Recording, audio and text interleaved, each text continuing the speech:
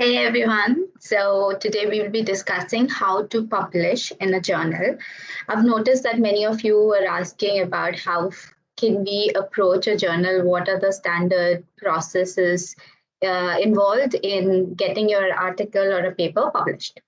So first of all, the perfect and the go-through general method of doing is going to the journal website, putting your article there for submission, and then waiting for a certain period of time whether it gets accepted or not, and then it gets published.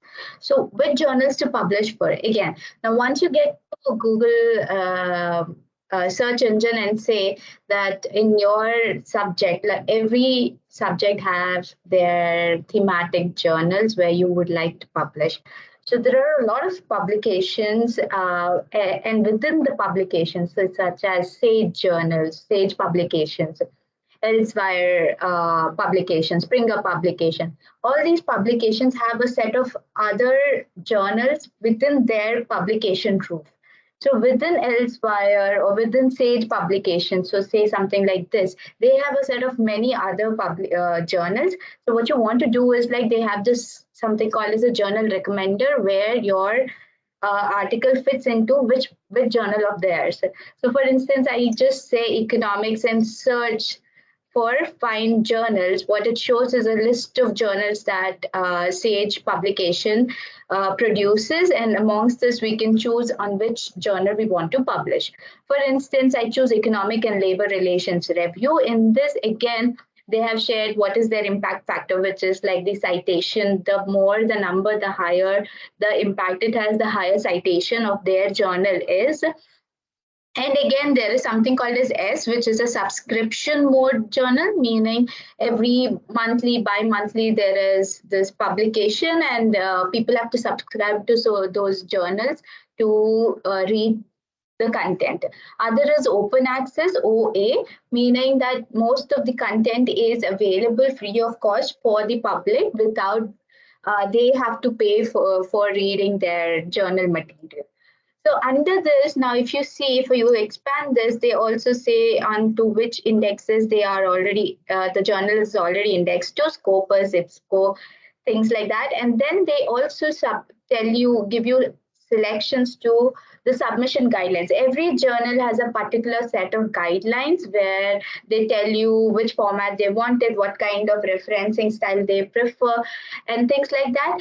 So one has to go through the submission guidelines for every journal that you would like to submit to and adhere to it, and then submit an article based on the guidelines. For instance, the guidelines for this says things like writing your paper, making your article discover. So they ask you for 12 words of keywords and then abstract, which is not more than 250 words. So every journal has this set of guidelines that one has to maintain. Now, for instance, let's see what Elsewhere does. Now, they have also something called as Find journals within their publication.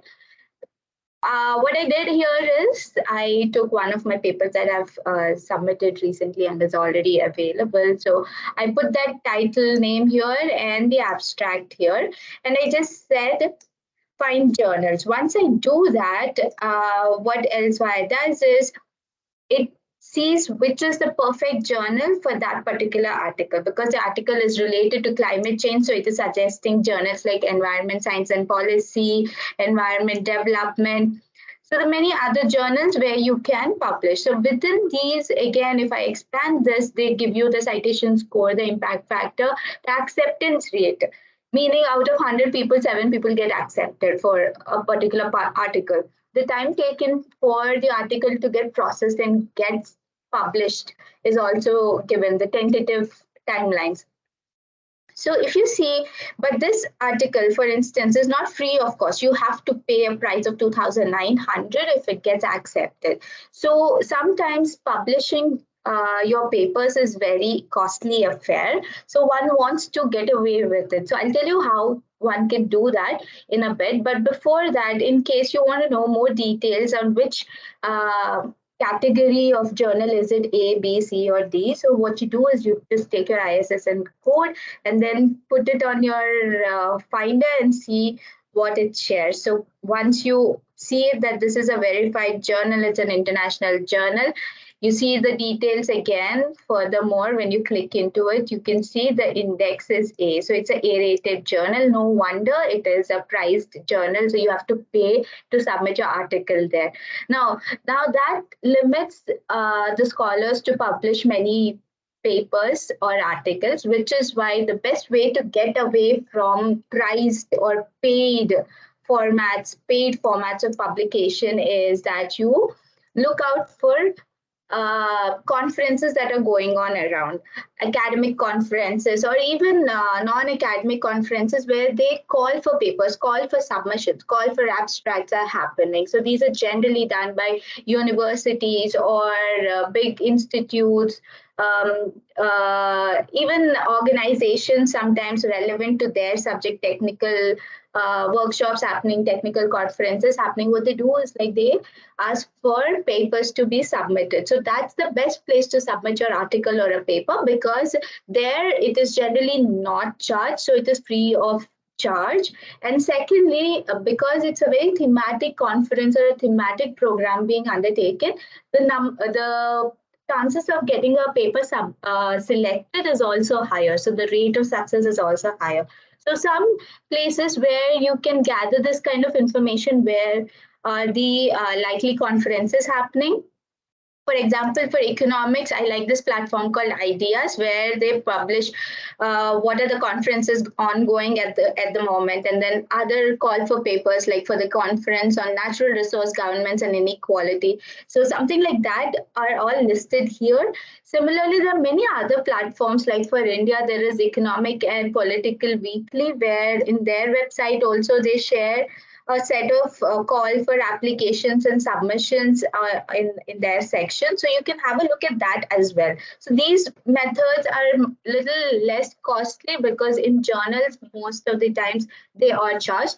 But what you can do is you can always check out for the details of the journal publication here and see whether they are paid or not, and accordingly apply or submit your articles in those journals. And again, when you get into that journal publication, you should always check out their guidelines. What are the guidelines saying? And accordingly, maintain the guidelines prescribed by the publication, and then submit your article. And generally, as you have seen, the timeline generally ranges around 4 weeks and beyond for it to get reviewed, peer reviewed, and being selected. And by the time it gets published onto a journal, it might take about 3-4 months. So you want to keep this timeline in head before getting discouraged that you're not hearing back from the journals. These are something time taken, longer waited, but worth the while. So good luck on your journal submission, and I hope you are successful in submitting and getting selected as a good journal. So good luck with it. Bye-bye.